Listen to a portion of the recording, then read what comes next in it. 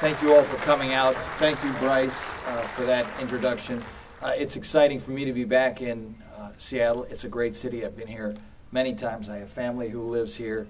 The culture, the education, the technology, if I may say, all very exciting.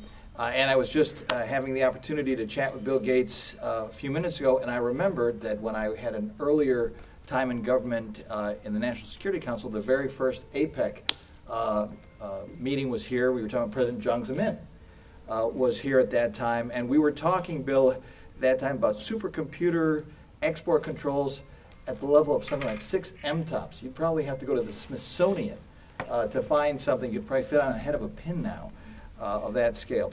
But it's very exciting. We've had opportunities to talk to Bill Gates on a number of occasions. He is, as everyone here knows, a polymath. And most recently, in last September, at the International Framework for Nuclear Energy Cooperation in Warsaw, Poland. Bill was traveling in Africa, but was good enough to do a conversation virtually in which we talked about a number of the key issues that are facing us there. For me, it's a personal moment of some import as well, because the Nuclear Suppliers Group is about as old as my interest in this subject. It was, in fact, the year that at that time called the London Club was founded as a reaction to the concerns of the mid-'70s about nuclear weapons proliferation. In 1975, I was a summer intern for my home state senator, John Glenn, and we were wrestling with the issues then of how you could pursue the prospect of carbon-free electricity through nuclear fission in a way that we kept control of the threat of nuclear weapons proliferation. The Nuclear Suppliers Group was born. It is now what we see before us. We're honored to have so many distinguished visitors, 46 participating governments, but the nexus between technology, the nexus between safety, non-proliferation has never been more important. It's absolutely critical.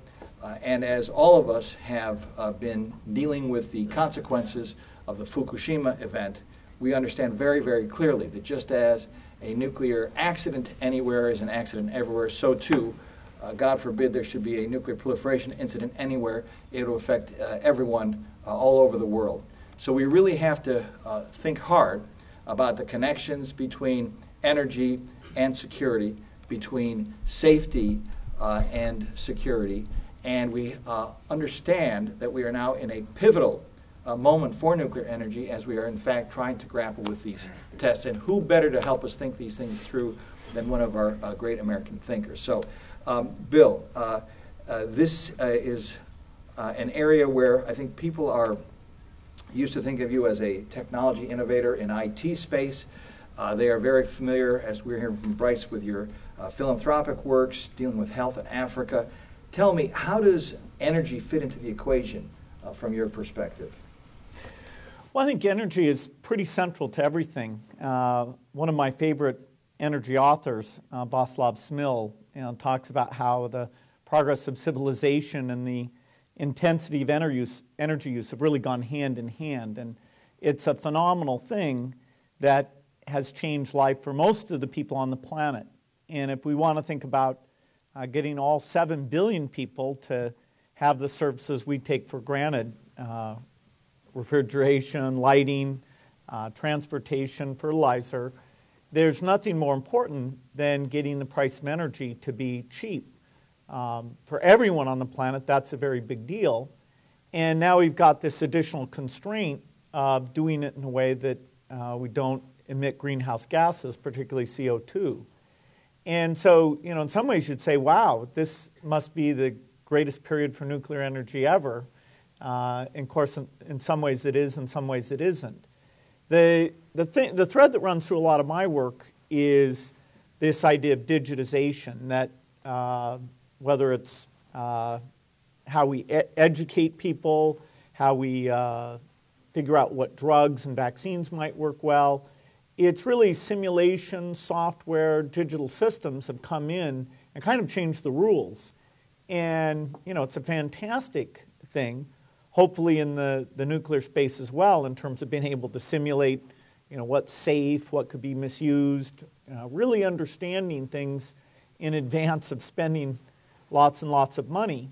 And I just in my discussions with some experts on climate change, I got to know some ex-Lawrence Livermore people and a guy named Nathan Myhrvold, who you were meeting with this afternoon, had created the research group at Microsoft. And he's a very broad-thinking person, put together a group of inventors. And some of them came up with a concept for a type of reactor, which this company, TerraPower's pursuing. But in general, it got me thinking about nuclear energy more broadly, not just that one design, although we're excited about that, but the importance of it. And so I'm a big believer.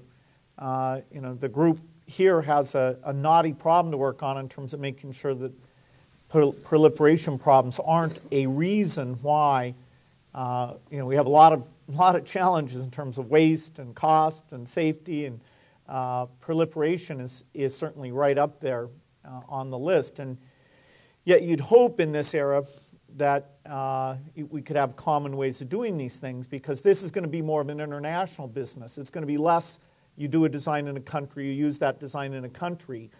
The economics just don't work. Ideally, globally, we'd have a pretty finite number of Gen 3 designs that would get some decent volume. So the design that Nathan and his colleagues at Livermore found, tell us a little bit more about it. What was attractive to you about it? Were some of the simulation tools that you were talking about helpful in kind of thinking through the parameters of if it was a good system or something that was interesting to pursue? Well, the idea that is at the heart of this so-called traveling wave reactor, that you can take U-238 and breed it into plutonium, and in the same reactor you can burn it. That idea actually goes back to Edward Teller, speaking of proliferation or non-proliferation. And it was sort of a hand wave at the time, because there was just no way to simulate the neutronics. The idea of fission product, would something like that, we talk about it as a candle sometimes, because in a candle you heat the wax and then the wax burns, and that burning wax heats the rest of the wax, and so you move through the candle. The same thing happens here with this. You have a trigger, but then you're breeding 238, which is plutonium, and then that burns, and you just go through. And of course, versus, say, a LWR, your fuel consumption, you're getting way more energy out of the fuel. Now, you have a few tricky problems, like there's a lot of neutrons flying around, so you have a lot of materials, things that you need to prove. But if, assuming those things are, you're able to handle them, the energy density and the economics are quite favorable. The waste equation is quite favorable. So it's an unusual design. It's a type of fast reactor that breeds and burns in a single reactor. And so the idea is you can put 40 years of fuel in and just shut the thing, and it burns and delivers a lot of energy. So it sounds like it will vastly simplify the fuel cycle. You could take, it sounds like it would be quite forgiving of the fuel coming in. You wouldn't have to have all the enrichment infrastructure and so forth. Is that part of the equation of what makes this interesting?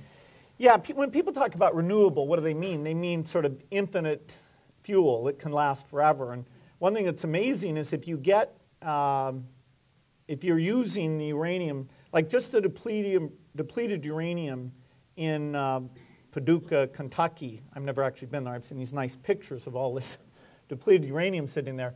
That could power the world for about 1,000 years with everybody, 10 billion people using American levels of energy. So there's a lot of energy in the depleted uranium. Also, like a lot of Gen 4 designs, one of the things about this design is it could take waste from Gen 1 through 3 and use it as a fuel. You'd have to do a little bit of chemical conditioning, take cladding off, a few things like that. But, so not only does it not generate much waste or require much uranium mining, it also is potentially a waste burner. But, getting a new design, both prototyped and getting it out there and getting it to scale is tough enough. I mean, the Gen 3 guys are just, at the very beginning of that learning curve, and we're, a decade, even best case, maybe a decade behind where they are. But, I'm a big believer in that you got to have base load, low cost, carbon-free energy. And so it's definitely one of those types of things that should be backed. And it's great that there is a little bit of a renaissance. There's the small modular guys. The TerraPower design doesn't happen to be one of those. It's a sort of classic, 1 gigawatt to 1.6 gigawatt type design. But it's nice to see that there's a lot of different companies. As in many areas of innovation, it only takes a few of those to be successful to make a big difference. Yeah, I can tell just from the way you describe it, Bill, it's a powerful idea when you think of both ends, because I haven't been to the facility in particular. I have been to the one at Piketon, and they have hundreds of thousands of these cylinders of depleted uranium, which we have built at the Department of Energy, two large, process of building two large capital facilities just to convert them to a safe oxide form. If you were able to take all of that which has been dealt with and deemed to be waste and have it become the feedstock for a new generation of reactors, how much better would it be, obviously, to be able to kind of run the waste down to a much smaller fraction, get the energy value, which a lot of which is still contained in that depleted uranium, and at the other end, to the degree that we've got 70,000 ton more or less of used fuel, and if there was some way to get that back through the system, burn down the actinides, you could really, I think, compress your waste problem. But back to this point on baseload, and I'm going to just remind people, I think they know Bill's been nice enough to offer to answer questions from others who get a hand on the microphone. But when you talk about baseload, a lot of what people are thinking about more broadly in energy is how to deal with the diversity of energy requirements in different societies. You have increased gaps between baseload and peak load requirements as more and more people in different parts of the world, in the Middle East, for example, get air conditioning. How do you think, Bill, about nuclear in the context of all of the other forms of energy that we are now pursuing in wind and solar, other forms of renewable, as well as, we have obviously a fascinating new chapter being written now with the shale gas revolution in this country, where shale gas has gone from 1% to over 30% of our national requirements, which are on the order of 22 trillion cubic feet per year. How do you think about nuclear in the context of this broader mosaic?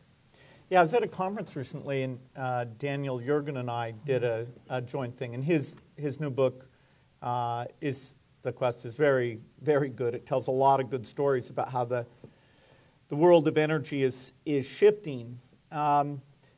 It'd be nice if the renewable sources, in terms of their economics and their the storage, the transmission, if all those pieces could come together. And although TerraPower's a big thing and a big focus on nuclear, and I'd say that it's fairly concrete to me what the challenges are for that. I've got investing in a lot of battery companies and things. It's been great to see the Department of Energy step up with the ARPA-E program, very well-run program. I'm part of a group of American business leaders who's been sort of lobbying the Congress that the energy R&D budget is about a third as large as it should be. Sometimes people may not realize that the Department of Energy has such a broad range of responsibilities that if you take the total budget, there's only a piece of that, a very important piece, I might even say the most important piece, is the research budget. But it should be $10, $12 billion a year higher than it is.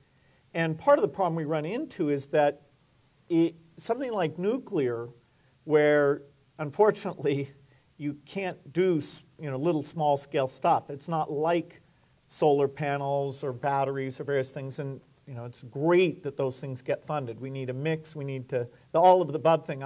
I totally agree with that. You need a lot of innovators doing things.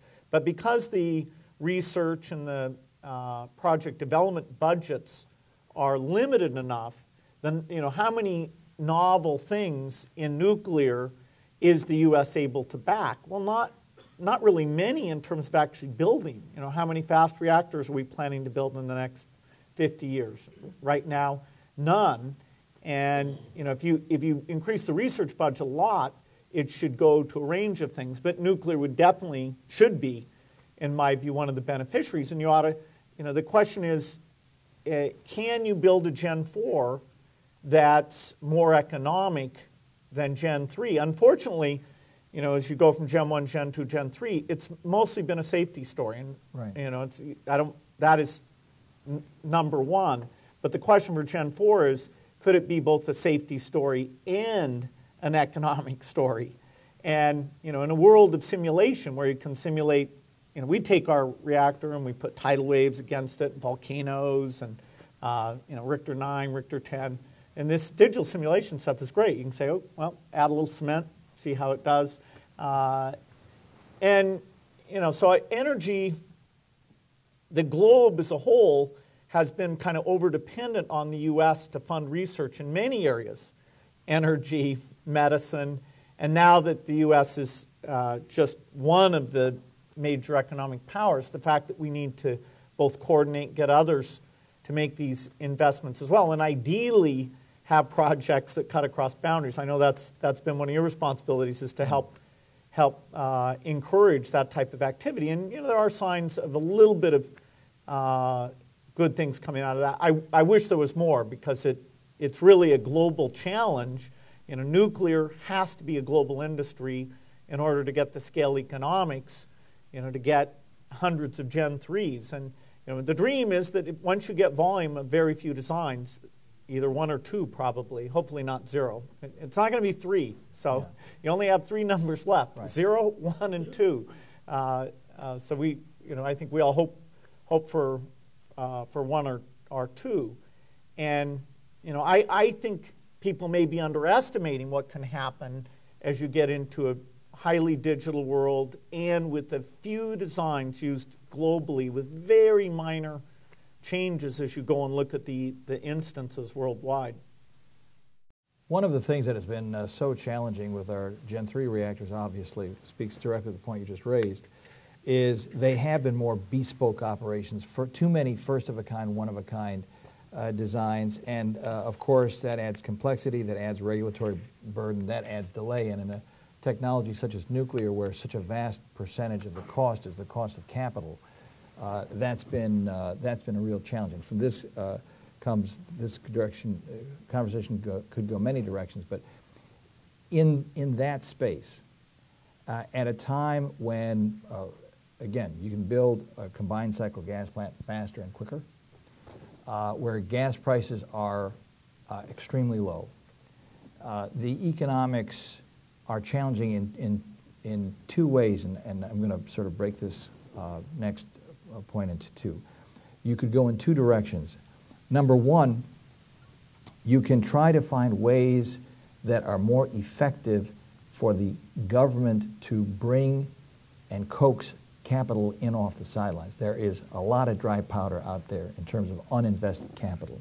And so even in the Gen 3, Gen 3 Plus realm, for example, when the Department of Energy made $8 billion of loan guarantees available to support the first new nuclear commercial reactor in 3 decades down at Vogtle, it did in fact bring more capital on the sidelines. That's getting built. So that's where a different place for the Department of Energy to play, as opposed to the very, very early stage first valley of death.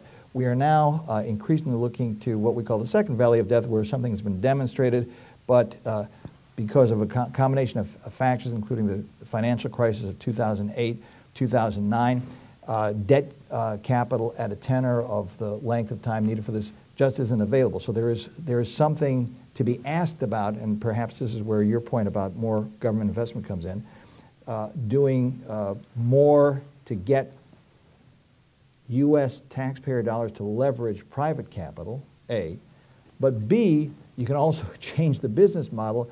We are investing in a couple of designs, as you know, in small modular reactors to get them to design certification. One of the parameters we said is we want this to be something that could be deployed by 2022. So instead of the sort of large 1,600 megawatt facilities, smaller reactors that could be perhaps built out at scale and in a factory setting which you put out large numbers and drive down costs that way. But how do you think about this? You're uniquely suited from your experience dealing with these energy issues, but also dealing a lot in the private sector, mobilizing capital. Well, the ideal in this space would be for lots of national governments, particularly the United States, to put on a significant carbon tax. And then, coal and natural gas would have to deal with that externality. And if you have a carbon tax, $50, $80 a ton, because you're going to have to set it at a level that eventually makes non-CO2 emitting economic. It's very important to put that price signal into place so that a utility commission, a rate commission, can feel good about allowing the companies they regulate to get paid back for something that's going to be generating electricity over a long period of time. And so knowing that that policy is going to be in place, it's very, very tricky. I have to say it was pretty shocking, to go to some sites in Asia and have them say that nuclear is really good economics. So you look at the U.S., compare natural gas or even coal to nuclear. Well, the cost of capital is very high. The time to build, siting, the regulatory uncertainty is very high. The natural gas is unusually cheap here compared to anywhere else in the world.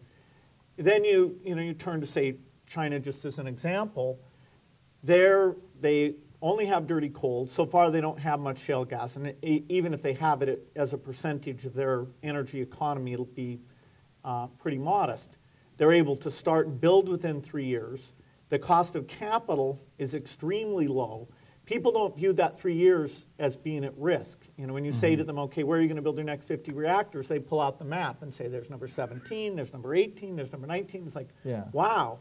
What about the neighborhood group? No. There's a fence. Don't worry about it. So, modulo, the public attitude towards nuclear getting even worse because of an accident, which they do have to worry about that. Everybody's got to worry about that. They seem to be full speed ahead. So the idea of how can the U.S. government take and help out to make sure that in terms of skills and volume that we're still good. It's good that we have some AP1000s that are going to get built. I mean, it's really good. That small and modular reactor program you talk about, I think that's really good. I'm not involved in any of those companies. I'm personally a little skeptical still about the economics. I think they still have to prove that they have two paradigms. One is put it in a place where you don't need a big reactor, but then you just have more locations where you have stuff that you have to be hyper careful with.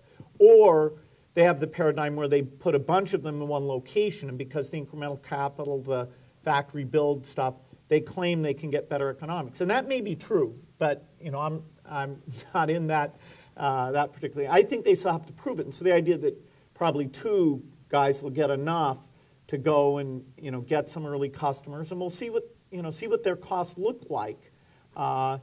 I think that is absolutely fantastic because it's really U.S. companies that are the best on that. The amount that the U.S. has this history of understanding, even in this fast reactor stuff, which the TerraPower thing is a variant of, it's continually impressive to me how much of the good science and understanding is here. And you kind of have this weird thing that, maybe with Russia's an exception, the people who are building the most reactors aren't France, U.S., Japan, the people who've had the longest history in it. And so this international stuff of what can you send around, what's okay, making sure that's not an additional problem on top of all these things that really are inherent. I mean, in the type of products we're talking about, big scale, at least so far, all the long-term issues.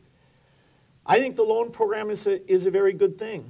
And we've got to get those reactors going. It'll be very interesting to see what happens to the component costs as you get to the 12th AP1000, 20th AP1000, 30th AP1000, or whichever designs are out there getting that volume. The innovation on digital design, off-site build, digital control systems, Certainly because we've had the advantage of doing a from-scratch thing with all the pluses and minuses of it.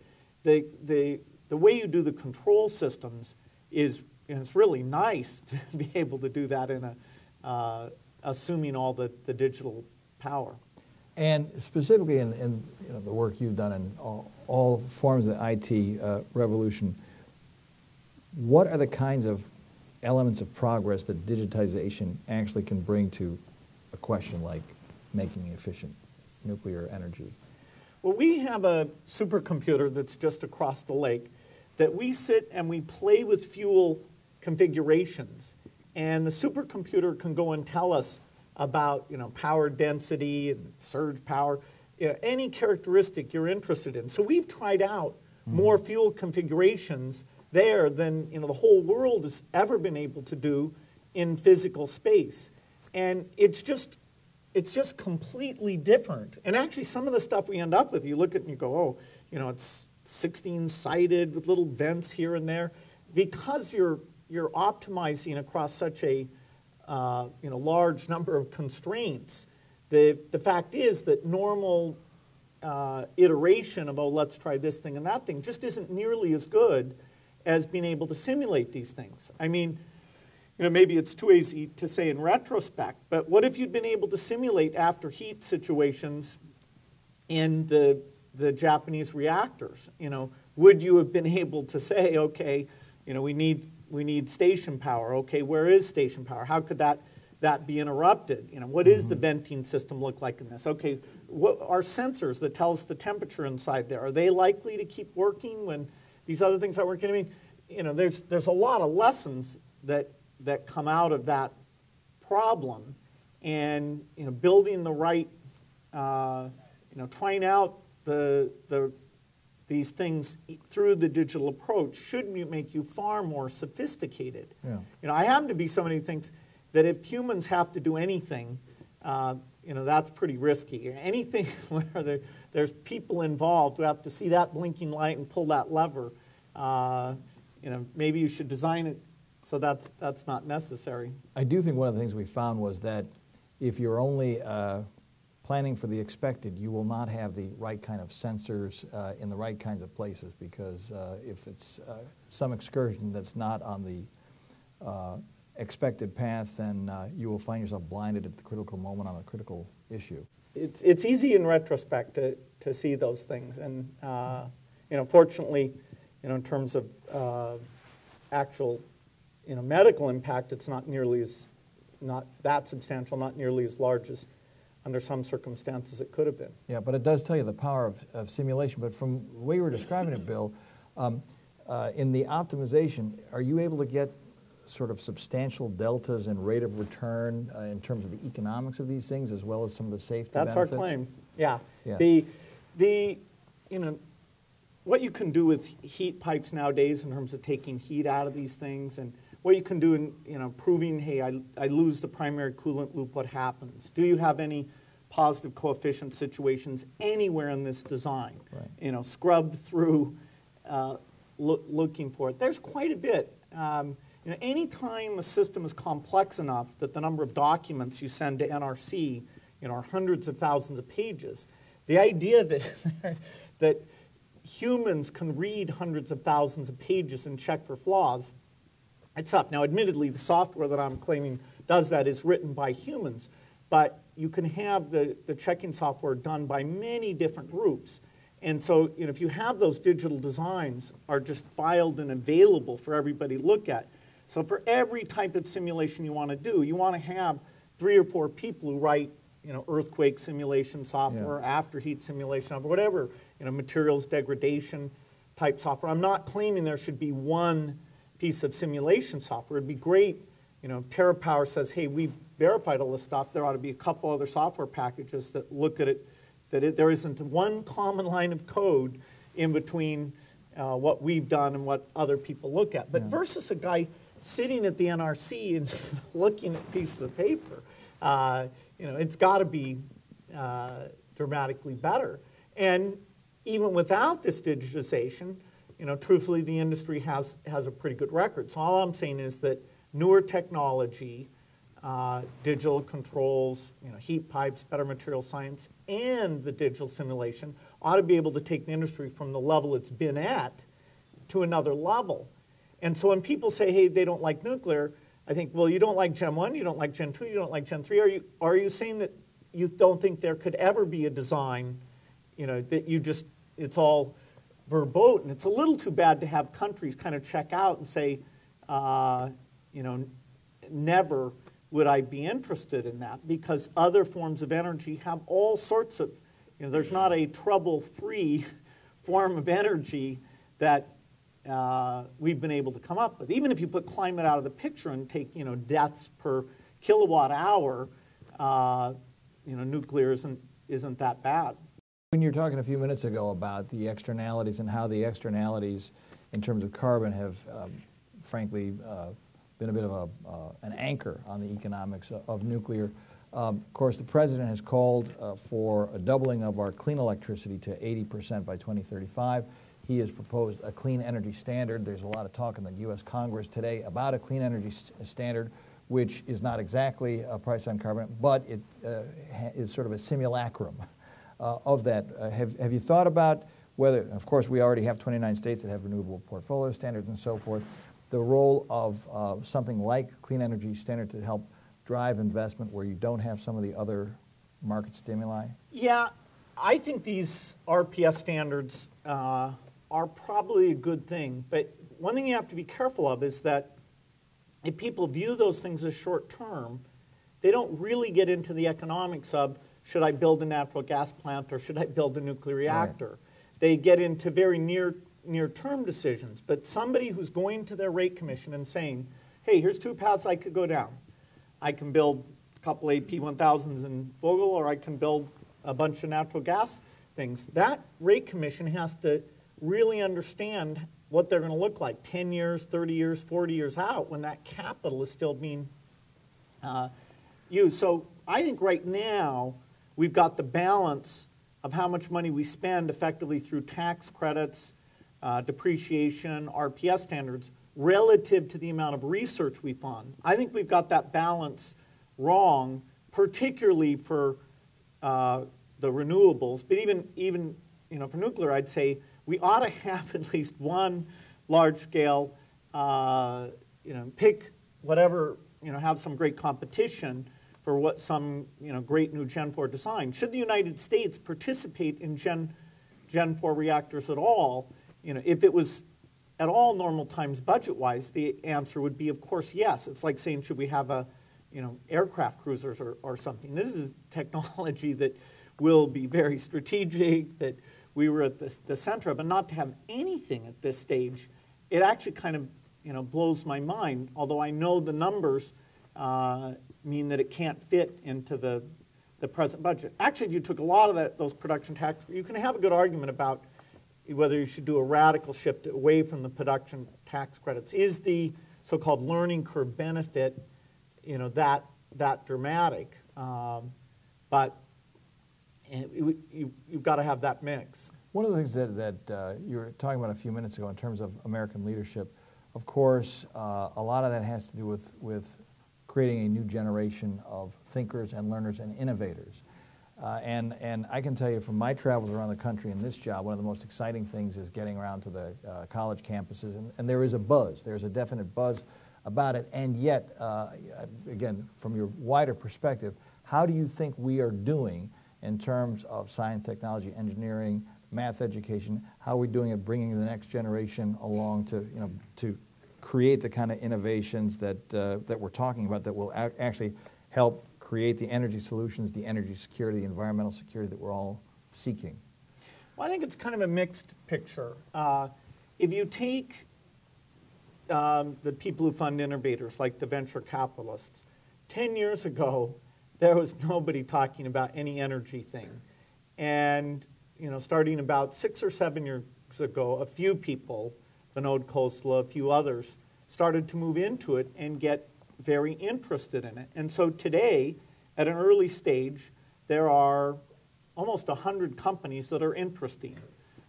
Many of them will disappear, but there's a lot of very clever things that are connected to energy, new car engines, glass that changes color automatically, biofuels type things. And the ARPA-E money has gone to a number of these companies. So there's a lot of innovation, and there's more in the OECD countries than anywhere else. The U.S. has its disproportionate share. So that's very exciting. The universities are very strong. Universities, MIT, Stanford, Yale, lots of them get that energy is something they've got to bring this interdisciplinary deep science understanding to. Now, at the same time, the number of kids who go into science and engineering is less than you'd like. And so a lot of, will this work, where can this work be done? Well, fortunately, on a global basis, more people are going into science and engineering. It's interesting that both Europe and the US, even Japan, not Korea, of course, not China and India, most of those rich countries have a reduction in the number of people going into science and engineering. So there's a lot of really great ones. TerraPower, it's interesting if you look at the age profile.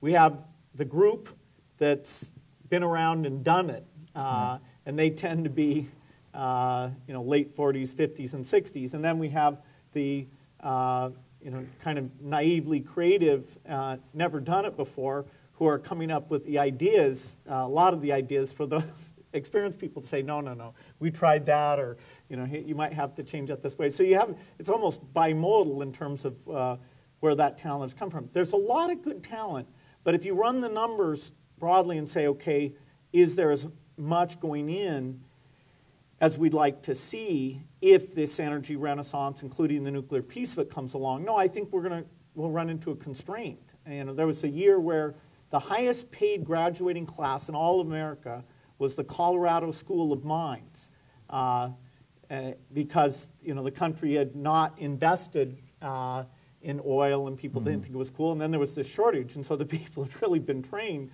were commanding $140,000 starting salaries that even makes Microsoft, Google, Apple starting salaries look ungenerous. Well, the shale gas engineers, I'm sure, doing real well right now. Your very first comment, you were talking about why energy, why? Because it's essential to people's well-being and so forth. United States entered the global stage as an economic power really in the middle of the last century in the Industrial Revolution and railroads and so forth, and introduction of steam engines and coking coal and all that went with it. The middle of the last century was the IT revolution, in which you played a very significant part. There are people who see the energy revolution not only as something to meet needs of a burgeoning population, especially in Asia, which is, of course, if you look at the OECD energy consumption over the next 20, 25 years, pretty flat. The real rise in the Middle East and Asia. Do you see not only in terms of satisfaction of human needs, but also as a driver of growth, prosperity, jobs, competitiveness? Do you see energy as the next big play? I think it's one of the key things. We've got to make energy cheaper. Once you make energy cheaper, then steel is cheaper, fertilizer is cheaper, getting to where you want to go is cheaper. Basically, it flows through the entire economy. And there's this interesting paradox right now where if you look at certain of the political challenges that the world faces, both the U.S., the Europe financial system, the countries getting along, you can say, wow, it's hard. Some of these choices, like about climate change, are very difficult. However, you look at the science possibilities that there will be breakthroughs in energy because there's all these people seeking out cheaper, neater ways of doing things. There will be breakthroughs in medicine. There will be even breakthroughs in how we educate people and use digital tools to do that. That's a very important thing. So if you look at the potential for innovation, it's, I'd say, higher today than it's ever been. The internet is actually a tool to connect all these scientists up, and they're all. It's not like we had a financial crisis, but the amount of money that goes into R&D, the amount of IQ, smart people thinking about these problems, it's just constantly going up. And the possibilities are there. So I do think that in some time scale, there are people like Václav Smil who think it takes longer than anybody who's been touched by the IT industry has an unrealistic view of how quickly things happen. And I think that's a good point because things happen so fast in that game compared to any capital-intensive, high reliability, regulated environment. But I still come out with a very positive view. One of the things that the Nuclear Suppliers Group does is I've seen papers that are called food for thought. I think Bill's offered a lot of food for thought. I invited people to pose questions that I don't want to monopolize, so I'm sure I've never seen a group of 46 participating governments that was shy collectively. So if there's anybody out there, I'm told that there are floating microphones. You have one? Microphone's here. There's a microphone, and there's a question. Good. Let's see if we get the microphone and the question married up.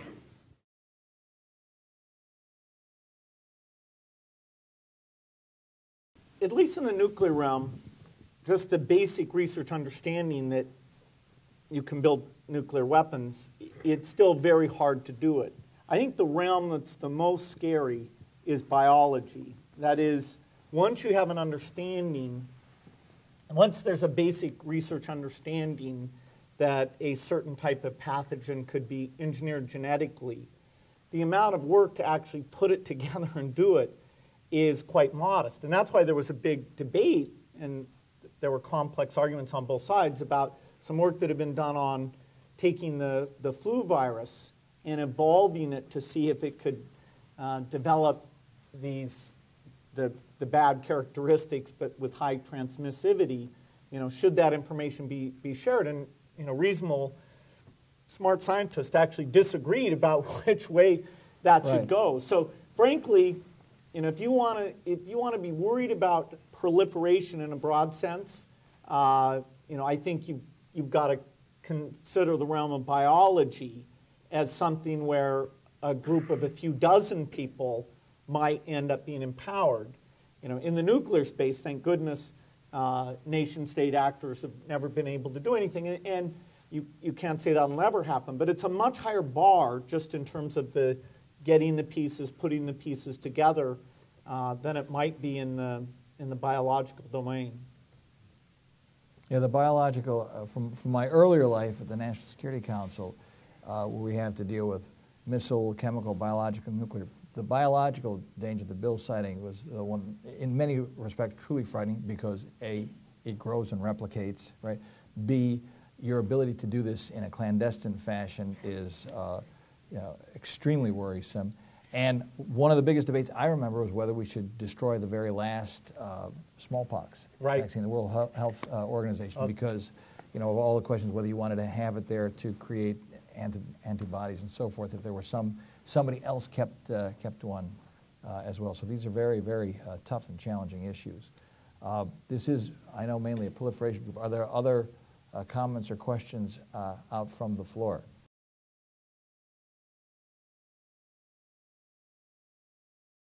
The Gates Foundation is just a few miles from here. We have a nice headquarters that we operate out of.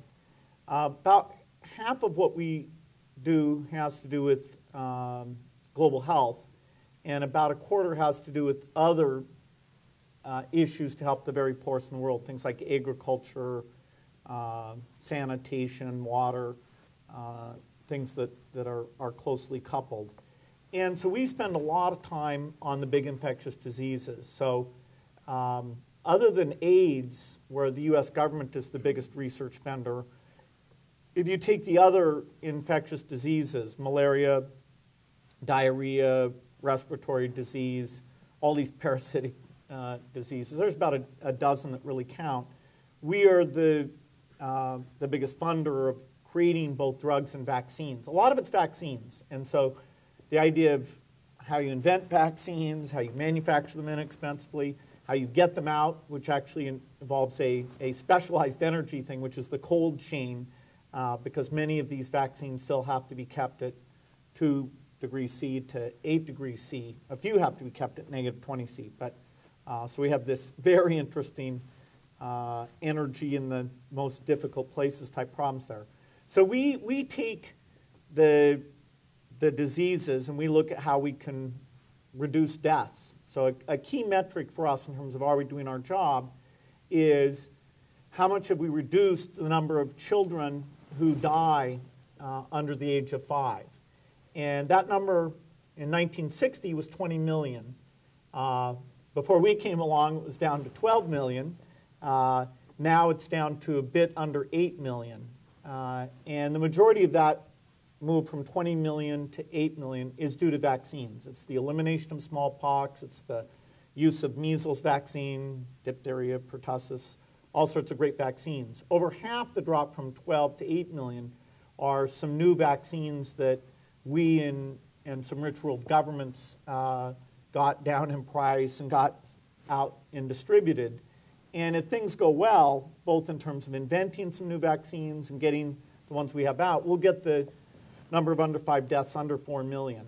Now, most of that, what remains, will be in the first month of life, and there's some other ways we have to intervene there. But we will have cut the 1 month to 5 year death rate very, very dramatically. So anyway, that's the biggest area that we look at. And we partner with all the pharma companies, GSK, Sanofi, Novartis, Merck, all the people who are involved in the vaccine and drugs. And there's some great collaborations. But the thing that makes us unique is that the poor people who have these diseases don't have any money. So in the marketplace, there's no reason to make a malaria vaccine. That is, the amount you would get paid in a capitalistic endeavor is just way too small to justify taking the risk of doing that. And so that's where we have to come in and take that, what is really a market flaw, that it's not valuing those lives all that well. We have to come in and correct it. And so we're fairly unique in that area. That's where we've really tried to build up our unique expertise.